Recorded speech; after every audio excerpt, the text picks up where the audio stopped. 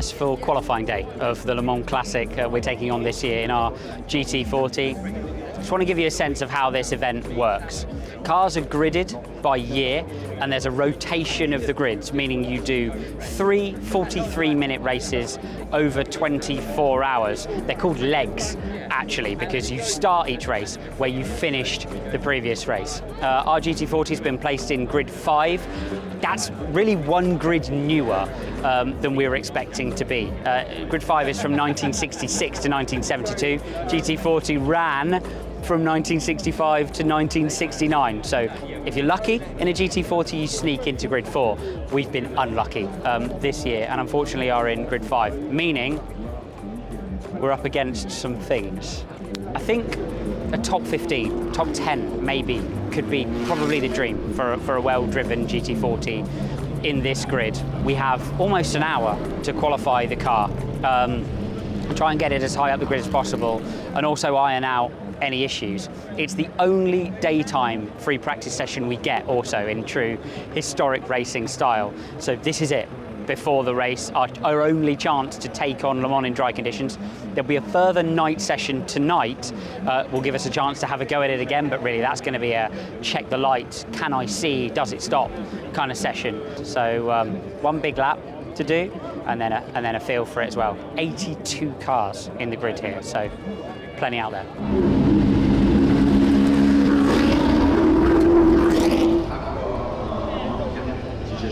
27 minutes.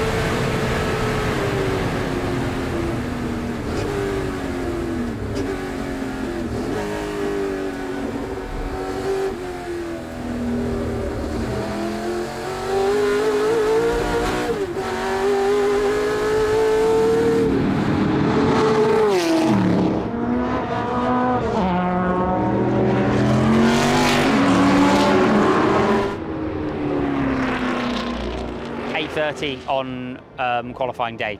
Qualifying is essentially done. That was done in the day session. We qualified 8th in our grid, which is a good effort considering what we're up against. Qualifying was magic. Out there with T70s, 917 Porsches, 512 Ferraris. It's full-on schoolboy dream stuff out on track. There was a red flag quite early, so I only got 5 laps in, actually, totally in qualifying, but managed to find a lap to put us P8, which is better than the car. You know, higher up than the car deserves to be, really. The first race, rolling start in grid order, then that gives you the starting position for the second race and so on. Really looking forward to night practice next, trying to hone in the car to everything that it needs to be to get through the at least 1, probably 2 night races that we'll have. And then it'll be tomorrow around 5 p.m. where the race begins for us.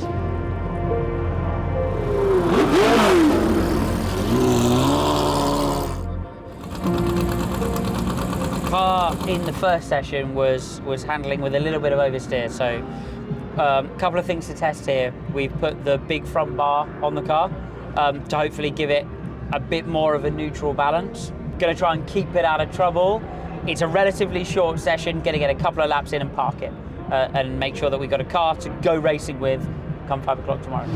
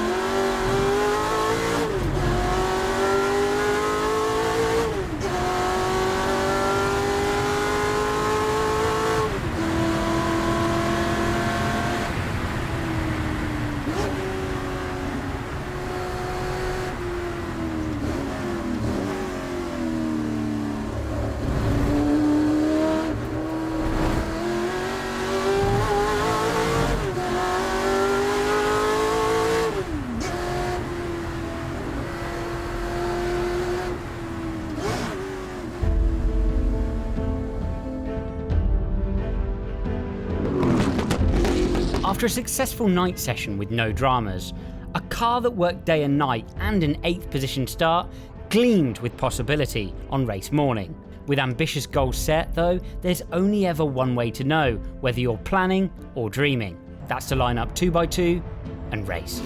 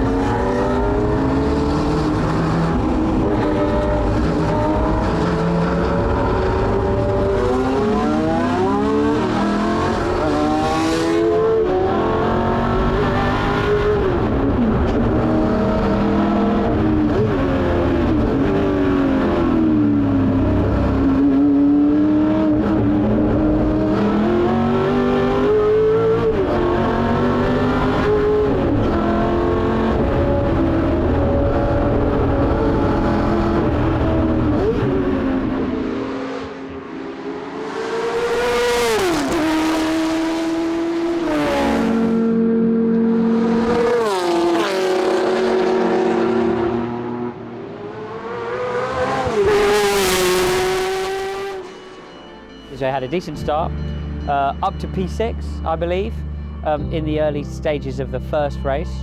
Then they called a safety car right on the edge of the pit window. 3 safety cars at Le Mans. Unfortunately, I got caught behind the second of the 3.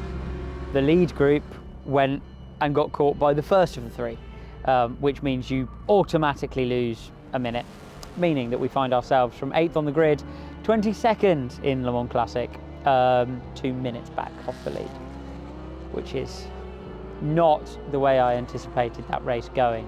So within that first race, one of the most frightening things that's ever happened to me at Le Mans, we were released from the second safety car. And it appears that either the first safety car group weren't released or there was some kind of problem delaying them.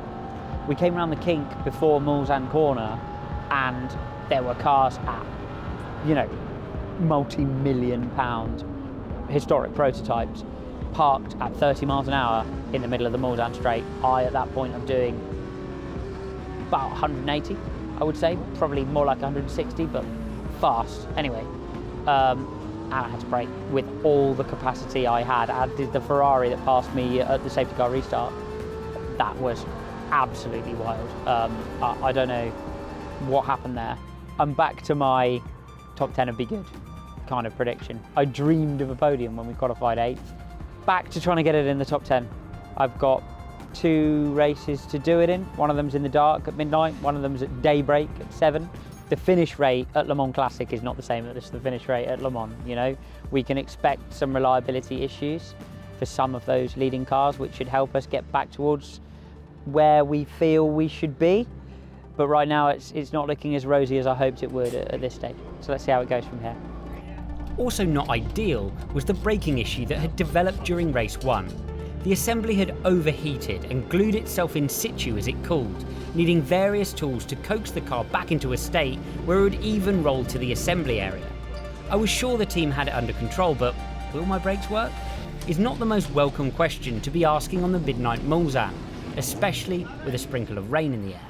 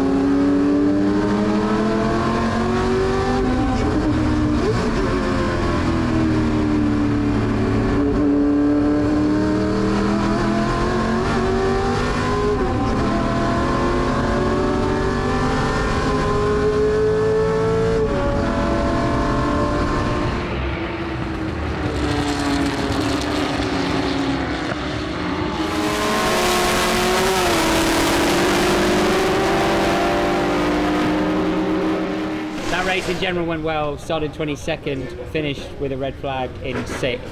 Apparently there's a big accident, a really big one. Those were tough conditions, so, and you go fast.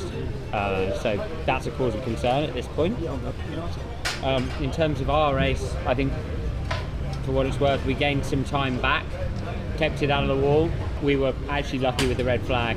The lap it went red, the door came open.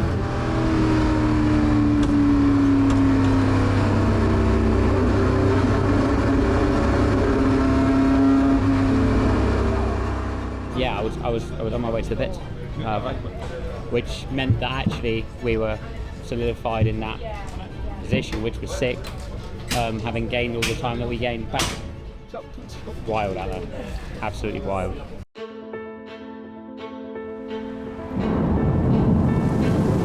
In fact, race 2 had been taken back to the last established order at the red flag, so I'd only managed to scoot up to 8th before the positions and the clock were frozen. Bad news, because the final result achieved in each grid at Le Mans Classic is set by the aggregate time across the races. Lose 2 minutes to a car now, you'll have to beat that same car by more than 2 minutes later if you want to come out on top. In race 2 I'd also met another quirk of the period of race I'd joined. The late 60s being the time where full wet tyres in historic racing take over from a single homologated all-condition tyre. Our GT has one option, a hard intermediate, but was up against cars on a putty soft, entirely bespoke full wet. It was going to come down to confidence and circuit experience in a probably wet race 3 with a lot of time to find. Let's just hope it doesn't rain too much harder.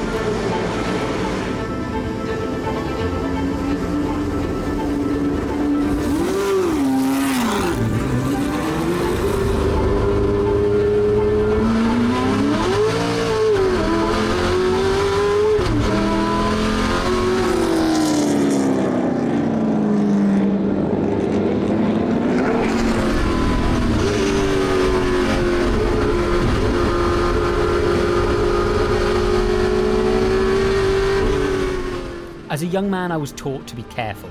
Once you've raced competitively for the first time, you'll never be able to go to a racetrack entirely for fun ever again. There would be no trophy for where we finished, I was sure of that. And whether I was here for fun or sampling these great cars, once you've been to Le Mans in the right conditions once, the racing driver within you still has no chance of lifting until the checker flag drops. The result? 5th overall in Grid 5, and a class win ahead of a GT40 of any era in the race. We'd shown up outgunned, and we had lost, but by a margin which felt like a victory. I was satisfied with that. I think just the overwhelming sense is an appreciation for the people who drove these cars in period. I mean, the track was very different. The conditions were exactly the same. We're in the same patch of Western France. That felt mad. And the track has been tamed down 100, 200, 300% since, you know, the 1966 race, for example, where effectively there were guardrails around the whole place. and there were no chicanes, got to the end of the Mulsanne Straight in those conditions and try and stop the car. This race is brutal. It's brutal. And I've raced here, you know, in modern cars multiple times. I simply cannot imagine that. I can't imagine it. So yeah, hats off to them. Might send a picture to Jackie Oliver and say at least I made it to the end. Didn't win, Jackie, sorry. But at least I made it to the end.